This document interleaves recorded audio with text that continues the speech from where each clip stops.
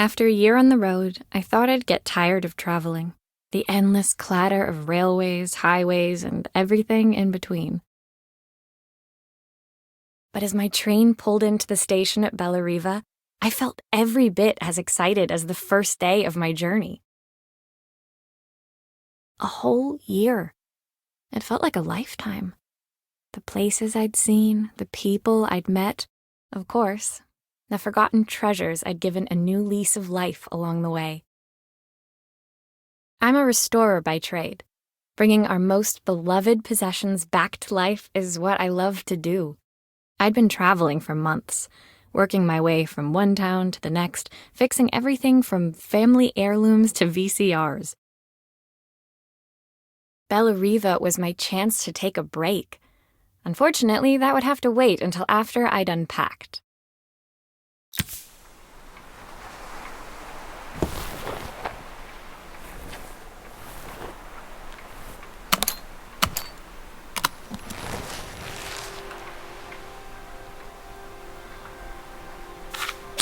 My parents took this after I made my first repair. Seems like a lifetime ago. Looking forward to taking more close-ups of my fingers with this.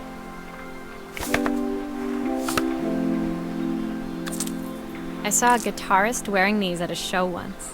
Rock and roll repair woman, at your service.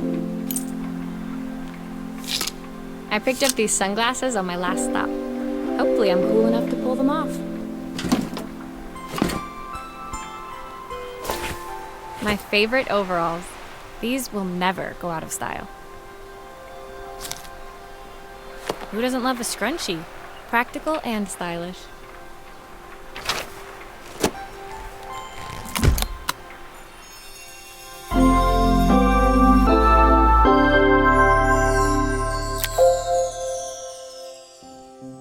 Finally, I'd made it to Bellariva. I'd come for the food festival, taking place in a few days' time. After living off TV dinners and instant ramen for the last few months, I was craving a decent meal. Of course, I'd need to earn enough money to pay for it, so I figured I'd head out the next day and find some work. My parents never wanted me to go. They wanted me to stay in their shop and have a simple, stationary life. I knew there was a world out there, beyond the four walls of our antique store, that I had to be a part of. I daydreamed constantly about the weird and wonderful places each of our antiques came from. I loved figuring out their stories, revealing the memories hidden beneath the screws and wires. My story in Bellariva began with a little girl and a voice she was longing to hear.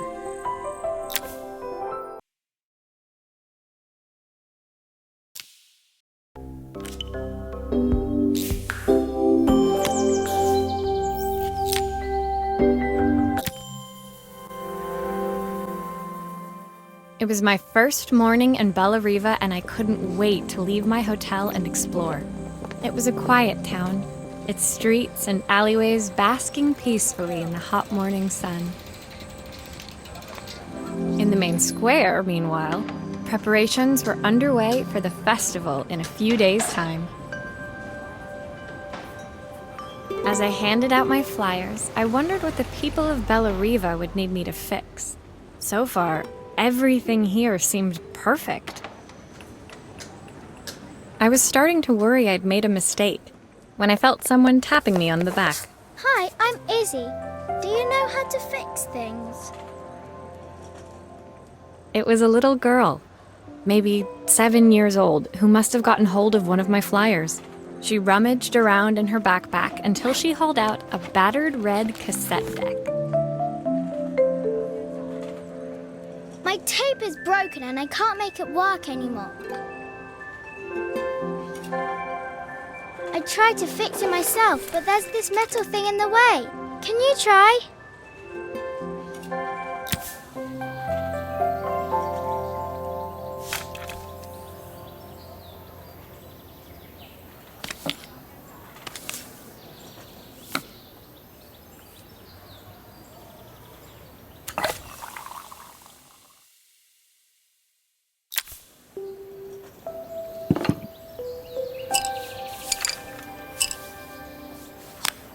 Why did you do that?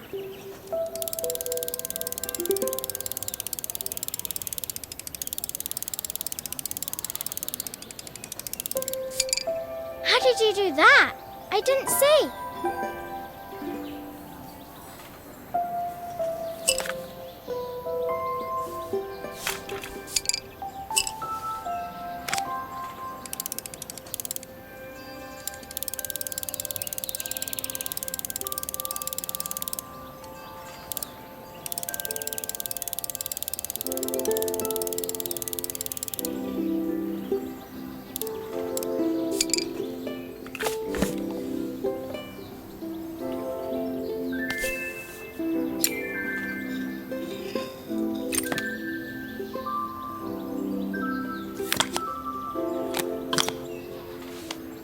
Aha! Those batteries look like they need replacing. Luckily, I have some spares.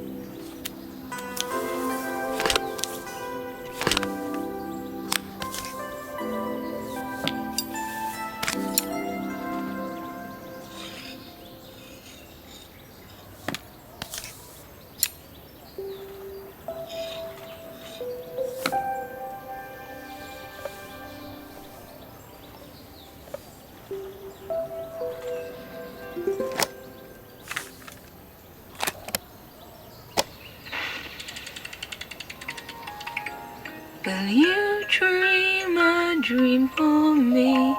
If I sit by your side and hold you so tight, know that I will always love you, even though we both know that we must say goodnight. Good night, my darling.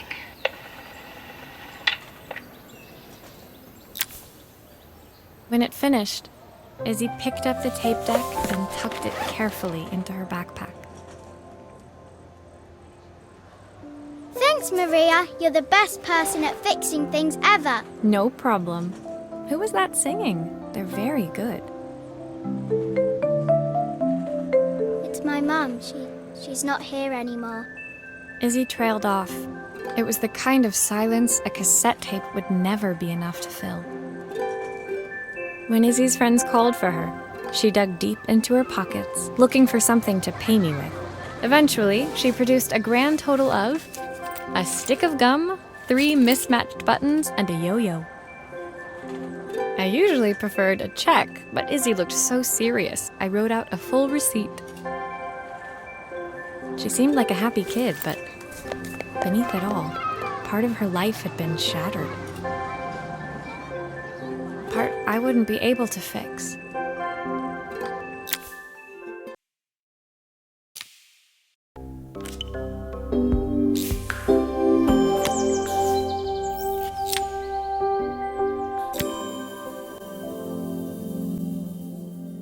My first repair complete, I spent the rest of the day doing small jobs in and around the square. I was exhausted when I got back to my hotel and found a message asking me to make one more visit. The address led me to a quaint little house, a stone's throw from the beach. Bathed in the evening light, it looked beautiful, in spite of its flaking paintwork and chipped tiles. The front door was opened by a harried-looking man, still dressed from a long day at the office. Are you Maria? My name's Joseph. I'm Isabel's father. I'm so sorry she bothered you this morning. Please, come in. I'd like to settle up properly. On the mantelpiece, I saw the remains of a broken statue. Without thinking, I picked up a fragment. Ah, my father's statue. What's left of it, at least. Yet another way I'd have disappointed him. It survived 100 years in this family. But 5 minutes with Isabel and... Do you think you can salvage it?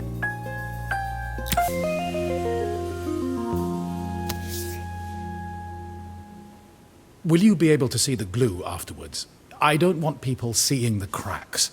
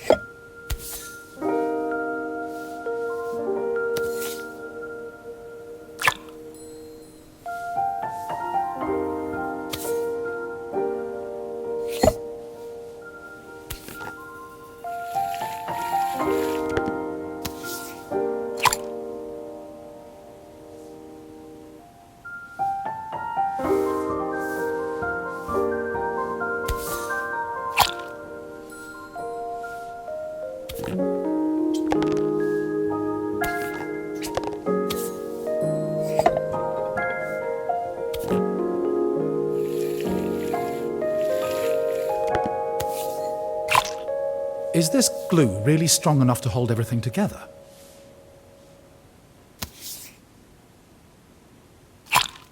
Sometimes I think my daughter should come with a warning label.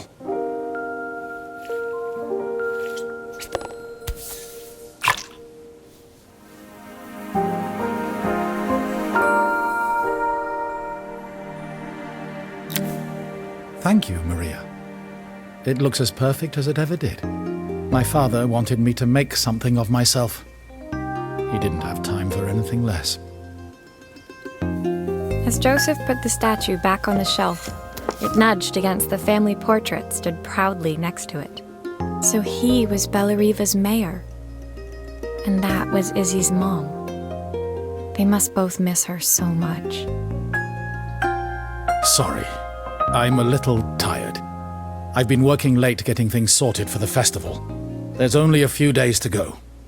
Looks like I'll be working late. Again?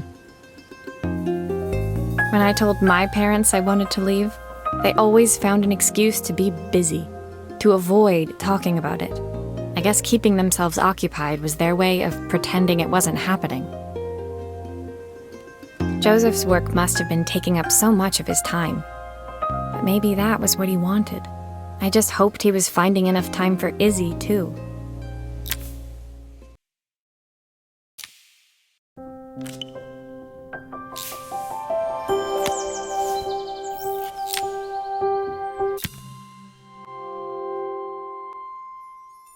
My second day in Bellariva dawned bright and clear. Another beautiful sunny morning. Walking into town, I passed cafes overflowing with customers cradling their morning coffees. I stopped, breathing in the smell of roasted coffee beans and freshly baked pastries. I was about to go inside when the owner of Carmen's, the cafe next door, stopped me. Hello, Maria? Were you here yesterday handing out flyers? I have a job for you. Her place was petite, tucked between its competitors as if hoping they wouldn't notice. Judging by the empty tables inside, though, her potential customers hadn't noticed it either. It's a bit slow today, but we're just getting started. I'm sure it'll pick up soon. As Carmen chatted, she walked over to the counter and returned with an old rotary phone. At least I've got plenty of time to practice my recipe for the festival. It's a new special I've been working on. I was hoping to call my sister for some, seasoning tips, but it won't connect. Can you see if you can figure out what's wrong?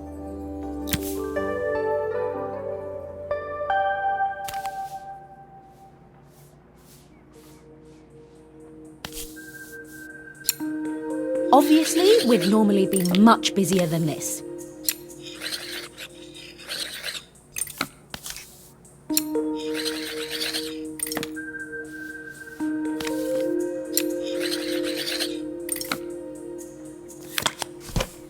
You can fix it, can't you?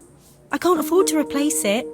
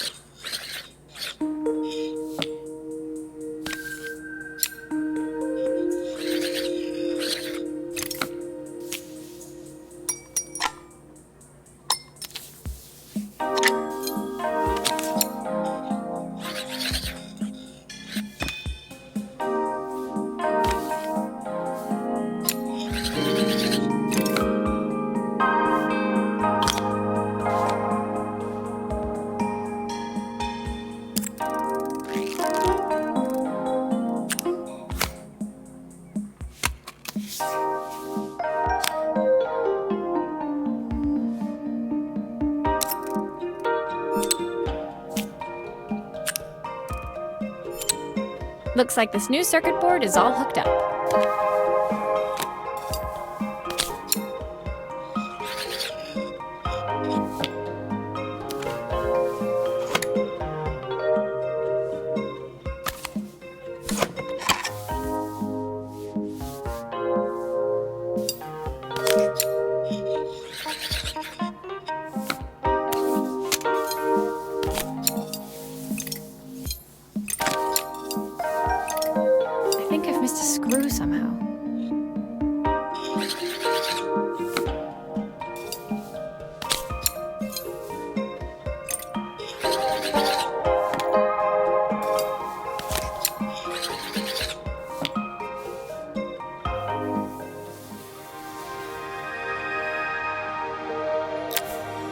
When I handed the phone back to Carmen, she seemed almost reluctant to take it from me.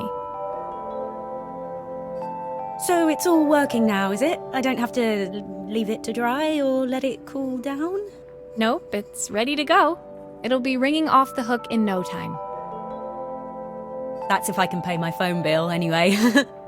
And the rent, and the suppliers. Anyway, take a seat and I'll be right with you. Your coffee's on the house. I sat at one of the empty tables, while at the counter, Carmen had started dialing the phone. Hello? How's my favourite sister doing today? As she talked, Carmen became more and more tense. This didn't seem like a call for some cooking advice. I know I still owe you from last time, but I can't afford to take part in the festival if I don't pay. I could almost feel the eye roll at the other end of the line. You don't need to be here, though. Can't you just put the cheque in the post? When the call ended, Carmen brought me my coffee, her hands trembling. Sorry about that. My sister's decided to fly in for a visit. Oh God, I have to get ready. Actually, I might have another job for you. Can you come by tomorrow?